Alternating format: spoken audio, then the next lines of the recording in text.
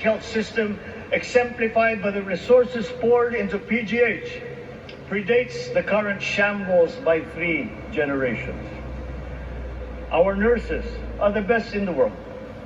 They acquitted themselves with the highest distinction abroad, having suffered even the highest casualties.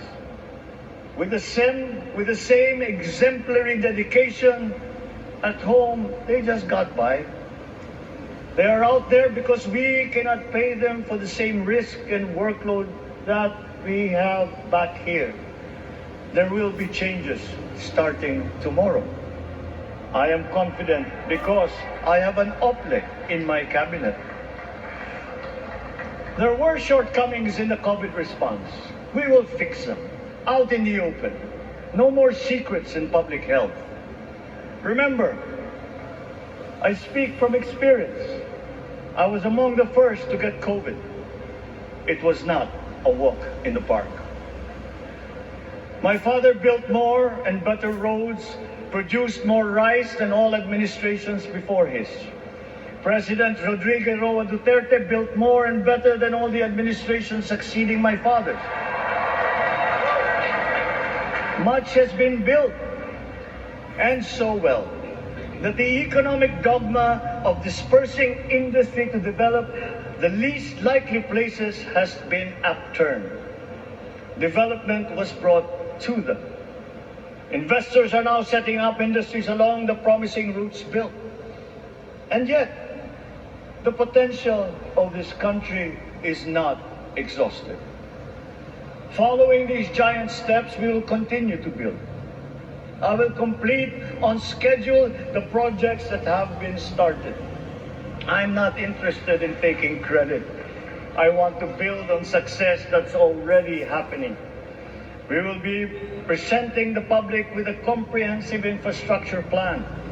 6 years could be just about enough time. No part of our country will be neglected. Progress will be made wherever there are Filipinos, so no investment is wasted. The recovery of Philippine tourism, with its emphasis on accessing nature's beauty, I am sure will exceed expectations. And bigger is not always better, but there's something to be said for economies of scale. And yet the country invites investments in fast-rising industries with quick returns and inflicts irreparable damage for future generations. We have yet to see large-scale practical solutions to pollution, though some are beginning to emerge. But there are tried and proven new ways of mitigation. Blades have been turning over the sand dunes of Ilocos Norte, harnessing a power all around, but unseen, long before this day. I built them.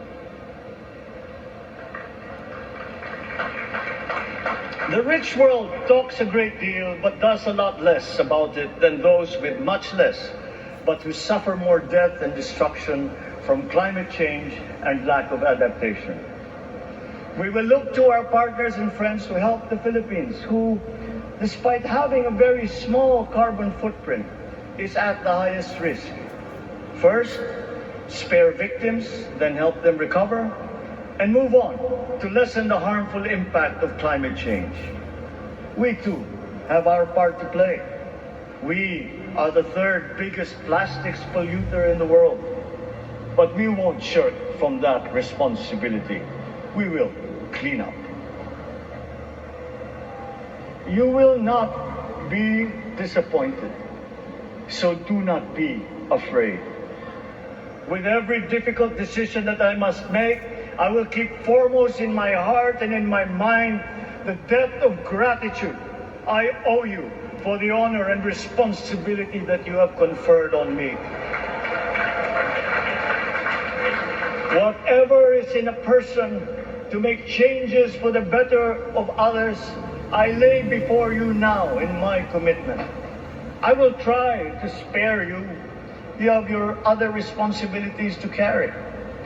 But I will not spare myself from shedding the last bead of sweat or giving the last ounce of courage and sacrifice.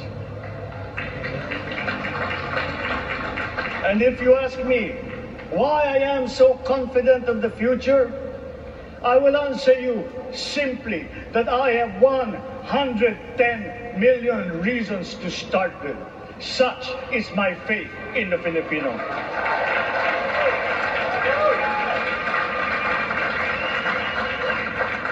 Believe, have hope. The sun also rises like it did today and as it will tomorrow. And as surely as that, we will achieve the country all Filipinos deserve. God bless the Philippines. God bless our work.